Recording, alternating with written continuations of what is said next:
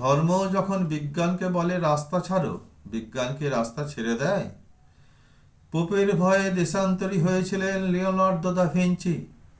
সারাদিন একটা অন্ধকার ঘরের মধ্যে পায়চারি করতেন গ্যালিলিও গ্যালিলিয়ে। তাকে পাহারা দেওয়ার জন্য বসে থাকতো একজন ধর্মের পেয়াদা, যার চোখের পাতা বাতাসেও নড়তো না। বিজ্ঞান কি তখন থেমেছিল? তীর্থের পাণ্ডাদের হৈ হৈ, তাদের লাল চোখ কি পেরেছিল পৃথিবীকে বেঞ্চের ওপর দাঁড় করিয়ে সূর্যকে তার চারদিকে ওঠবোস করাতে? ধর্ম যতদিন দুঃখী মানুষকে বেঁচে থাকার সাহস দেয়, ততদিন রাস্তা নিয়ে কারো সঙ্গে ঝগড়া থাকে না।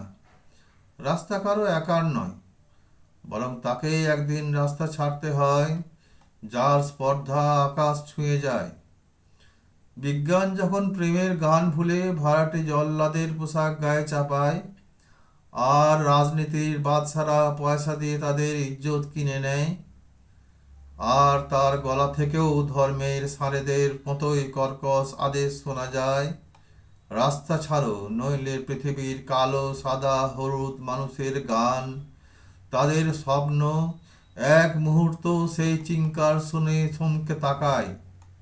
তারপর যার যেদিকে রাস্তা, সেই দিকেই মুখ করে তারা সামনে, আরো সামনের দিকে এগিয়ে যায়। কেউ কারোকে রাস্তা ছেড়ে দেয় না।